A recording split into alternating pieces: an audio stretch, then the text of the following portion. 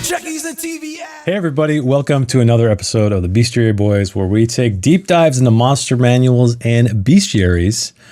So Joey, tell us what creature we're talking about. Tell us about what creature we're talking about today.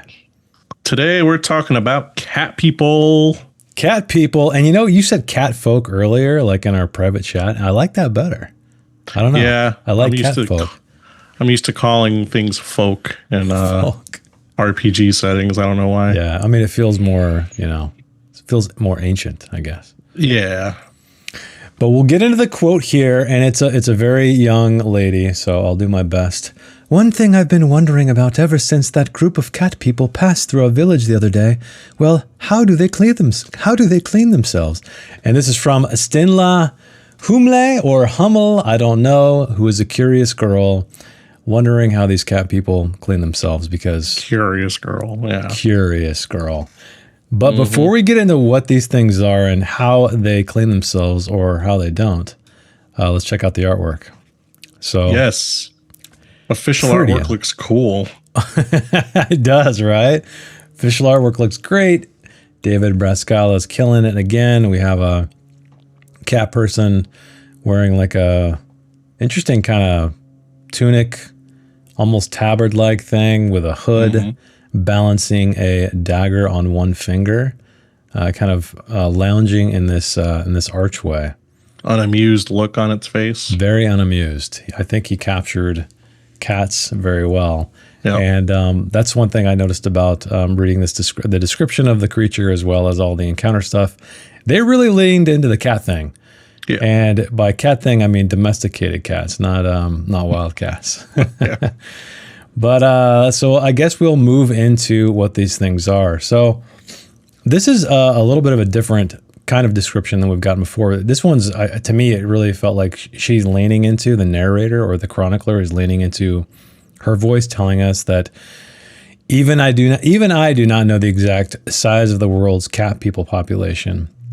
Because, as noted here, they live in such seclusion and isolation, but she is convinced that they have come here from warmer regions somewhere in the south. And the few she has personally encountered were kind but secretive souls, curious but cautious. And we actually get a named one in here, which is kind of cool. I don't think we often, well, I guess sometimes we do in the descriptions. But he's a hunter, calls himself Citus, I don't know, either one of those. He was less reserved and actually answered some of her questions, albeit tersely, as if he had more important things to do. That sounds like a cat. That conversation, combined with other observations, has led me to conclude that cat people are basically individualists who only cooperate when they have something to gain and always on their own terms. They are also masterful at avoiding attention in both settlements and wilderness, and I dare say they can defend themselves necessarily, or if necessary. So, very domesticated cat. How do you feel about that? Do you think it makes sense because at least all of the cat people I think we're going to encounter in this game are, of course, humanoid, but they might be in urban environments and things like that? Or do you think they should have been a little more original with it? What do you think? A couple of things. Like, I don't know how close... I don't know for the original game when cat people became a thing or if they even were in the original 80s version of the game. But some things stick out to me that I kind of catch in reference, not just with domestic cats, but like cat people in this game seem very similar to the cat people of Elder Scrolls, the Khajiit, because the Khajiit are also from a southern area called Elsewhere. Yeah. Good point. And they also are small in number wherever you find them outside of Elsewhere. But there's one thing in here that I got to bring attention to is that, it says they're individualists who only cooperate when they have something to gain. That's just not fair to say about cats. Cats are very social animals in real life. But they can also kind of do their own thing and hang out by themselves and Yeah, but they're also cats have a very interesting hierarchy amongst themselves in real life.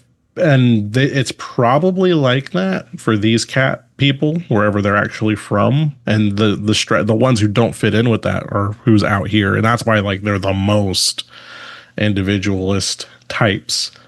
I like them though. I think they're really neat. I think I would be drawn to subverting a lot of these, a lot of the ways they're described here just for fun if I had Oh any yeah, NPCs and stuff. And I feel yeah, like I would too. Matt is doing, I don't know, I feel like he's playing into it a little bit, the Hmm. individualistic aspect, but also he's not afraid to tell everybody, Dagwood that is, that he is the best thief Right. Yeah. in the land. So, but anyway, that is the overview of the cat people. Why don't we talk about the stat blocks? So we get two for if you have NPC cat people. One is the hunter, and it's pretty self-explanatory for the hunter. Really low HP, low willpower of only 8 and 9. They do have an agility bonus, so whenever they do damage bonuses or with the Hmm. bow and stuff like that, they're gonna get some bonus damage. They have a movement of 12, which I guess is good. What's the average movement of a character? Ooh, I'd have to look. I feel like it's probably 10, maybe.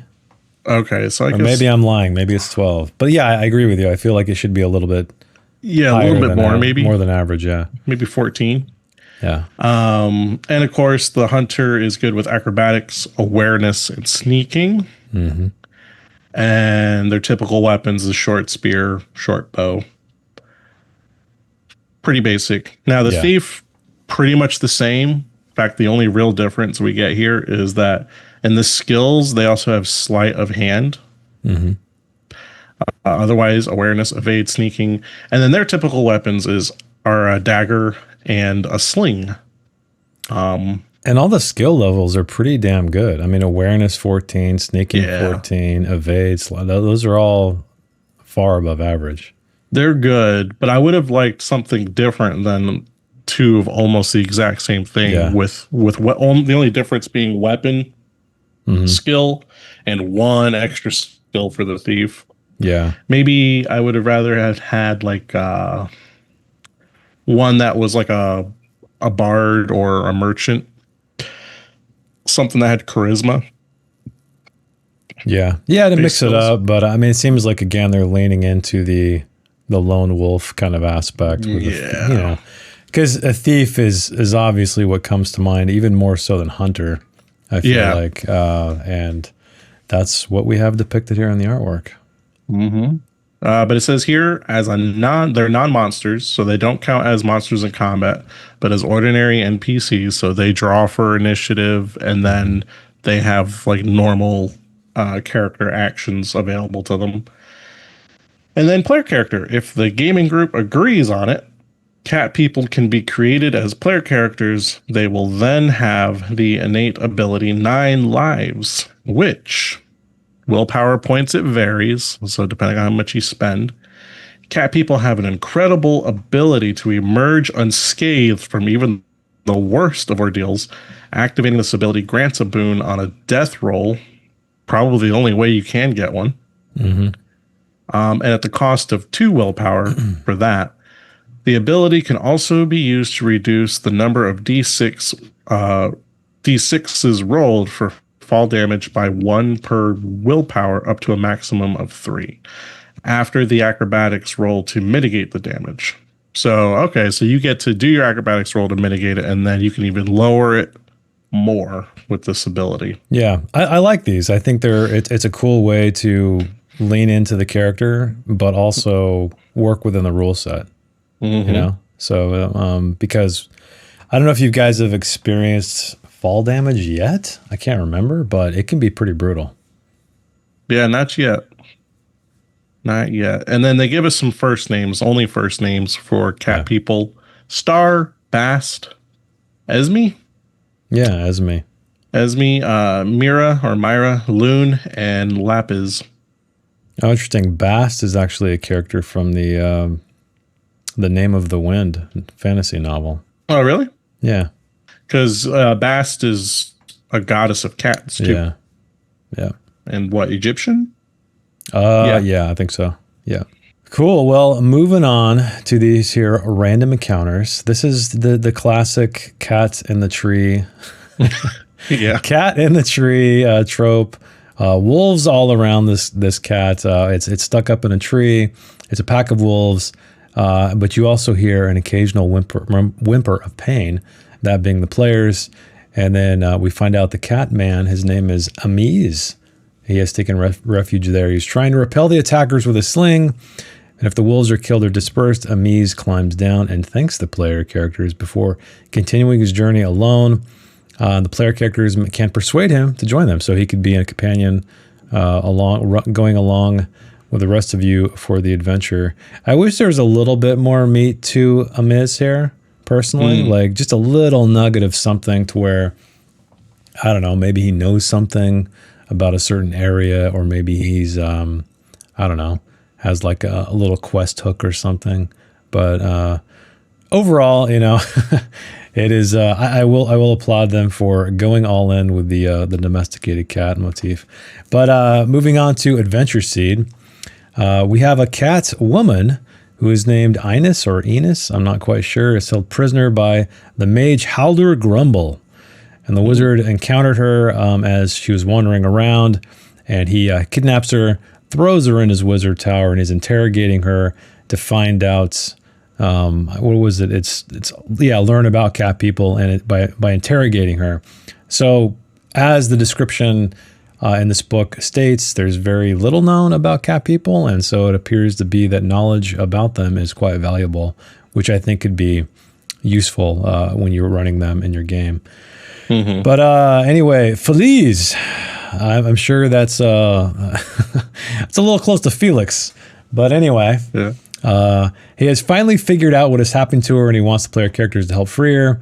But of course, Halder will not let anyone see Enos and claims that he has imprisoned a demon, knowing full well that he cannot incarcerate another intelligent being with impunity. That's kind of funny. Like, he's just lying to him, like, hey, no, serious, I got a demon, because he's such a good guy that he knows, like, oh, I can't kidnap anybody against their will. Right. So kind of a weird little end to that. But the only way to free Ines is to break into the tower, which I do love a good wizard tower scenario, you know? Yeah. Those are always cool. It's always a good classic. Because it's kind of like could be a multi-layered dungeon going up, of course, but then also like the risk of falling and things falling down at you. So pretty cool idea. But speaking of that, that's how Free League is telling us how to run these things, or suggesting we do. Do you have any, I know you own at least one cat, Joey. Do you have any ideas about how you might run cat people at your table? I used to have a lot. I'm a registered cat lady back in the day. Also, really, Adventure Seed, I like the cat's name being Feliz, because if it's a Spanish nod, you know, his name's just Happy in Spanish. Yeah, there you go. Which is cute for a cat person. But how would I use cat folk in my Dragonbane campaign? You know, I think I would probably... So imagine a circus. I'm kidding. I'm not going to go there. I was like, are we really going back to the circus? But they would be perfect for it, right? I know. That's the irony, right? The one creature that's perfect, you've already wasted all of your carnival adventure seats. I definitely did. Cat people in my Dragonbane game, I think I would maybe do an adventure that was like an orphanage situation. And because the only thing better than cat people would be kitten people. So I would have kittens people. Yeah, I would have this rambunctious, like, little kitten gang, like 40 Thieves style. And they're going around and they're stealing really important stuff from people. So when the party is like hired by the local guard to help crack down on these crimes, they find out that it's a bunch of these kittens stealing for an actual bad villain. Maybe I would just make them human or something, or maybe I'd make them an adult cat people. But I'd have like a little, you know, Shredder and the Foot thing going for from Teenage Mutant Ninja Turtles. You know, like they just have to deal with these young cat folk. Oh, nice. Yeah, just for fun, because it'd be fun to have them really play into cat motifs. Like you can throw a ball and they'll chase it, stuff like that. Yeah. I would just have fun with them that way. Yeah, that'd be cool. I don't really have any great ideas. I think what I would do is maybe use the cat people as sort of what I imagine their environment might be as an interesting, like imagine a dungeon in the trees, right? So like high up in the trees versus like Ewok Village style, but you know, cat people. So you're always at risk of falling. What are you laughing at? What's so funny? Okay, how about a cat people wizard, but his wizard tower looks like a cat tower? Like it's designed wonky ass looking. It's all made of carpet. Yeah. Yeah. Oh, dude, I love that. That's great. It's all like just covered in these rich and expensive rugs and stuff. Rugs, yeah. Oh, and dude. it has like, you know, attention, you know, catching gizmos about it. It'd be cool if it was a repurposed, like ruined wizard's tower. So it's like it's made of stone under everything, but then like it has all these like rugs on it, and like you said, weird attention grabbing toys. But they could be traps. They could double as traps. Yeah. You know? Oh yeah, they're dangerous. So yeah, they're dangerous. I really like that idea. That's hilarious.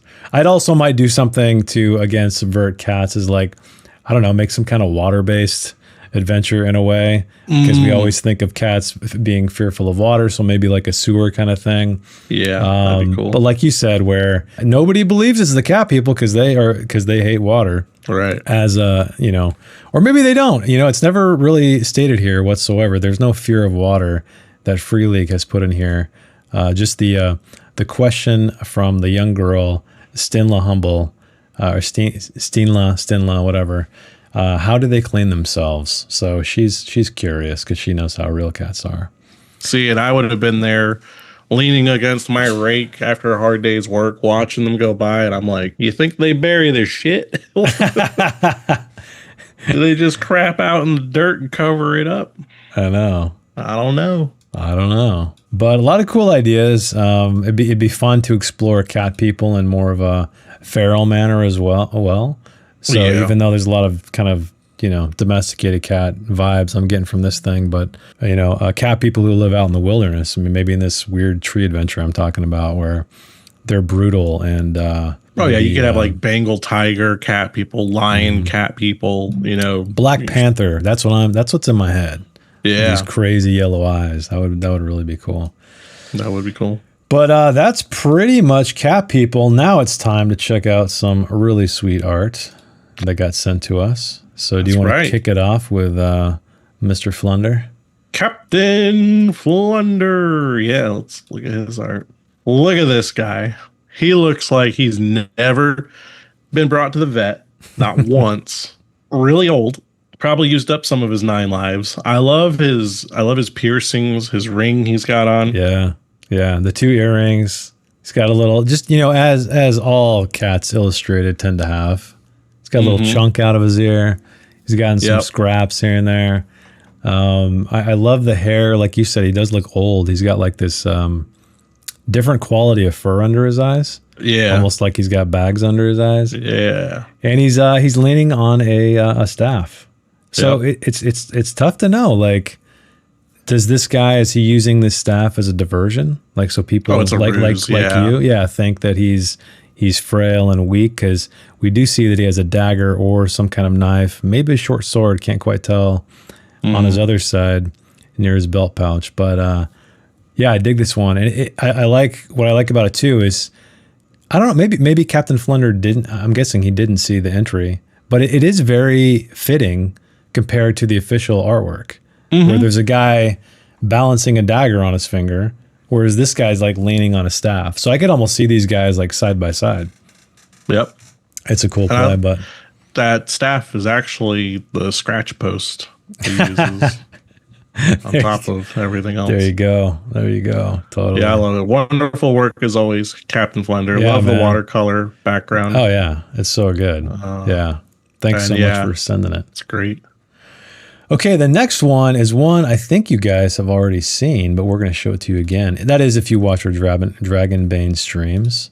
So it is Dagwood. So this is illustrated by, I had his website up here briefly. I'll also link it down below. Goran Glikovic. Forgive the pronunciation on that. I'm sure it's something far more eloquent.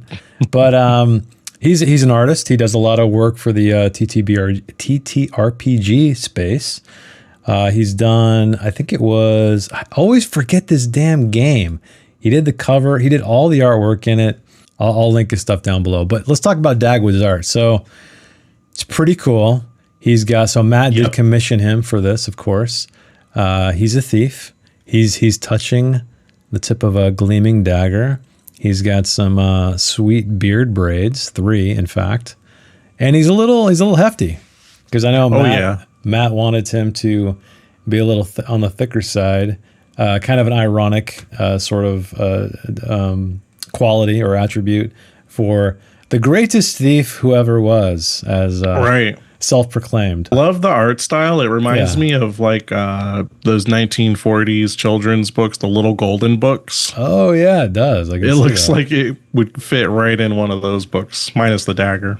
Yeah, it has this like I don't even know how to explain it. Not colored pencil, but almost like painting colored pencil. I'm sure it's probably digital, but it has a really good textural quality to it. And for those of you guys out there who haven't checked out the stream, I think it's worth mentioning that Dagwood is actually a character of Matt's who's existed for some time. That he reuses this character in all kinds of games, different systems, different settings, and just he's kind of telling the story of his life through these multiple games. And I thought that was a really creative idea for a character, because I know a lot of people, they might get stuck on like, oh God, I can't think of a backstory. What do I do? I just, I'm drawing a blank. And I think that's a really cool idea to kind of create this chronology, or, you know, a timeline of a character that you may really enjoy and just sort of have him adventure through all these things. But really cool artwork. I'm excited to get back to the game in a couple days.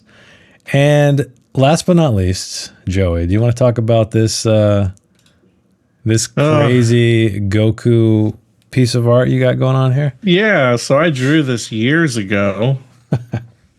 Like about 4 or 5, and I don't know why I drew it. There's no story. There's no like, he was a character for X. No. Okay. I think it was just like, because my friend got themselves an iPad and they were, had drawing abilities on it, and I had never drawn digitally yet.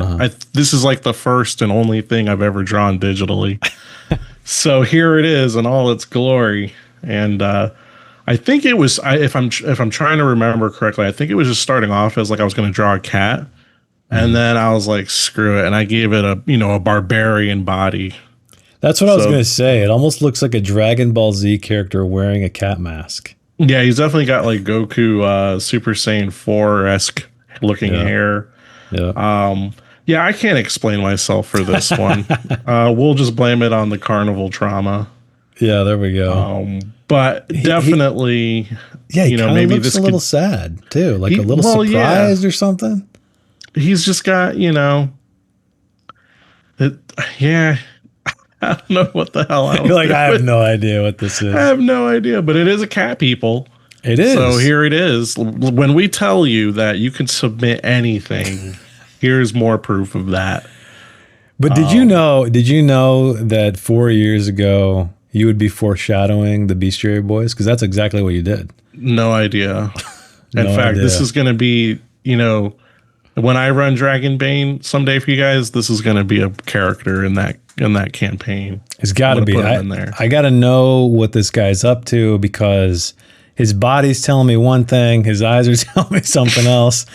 Man, that's a terrible clip just for somebody to cut and blackmail me with, but too late now. Yeah, I don't know. The contrast of the expression with the physique and the pose. He looks a little pissed. Yeah, he's like, he looks like he's taken aback, pissed. Yeah, I don't know, but yeah, I'm excited to meet this guy when you run some Dragonbane one day. So viewers, you have a job though. You got to name him. Yeah, give him a name. He doesn't have a name, so give him a name.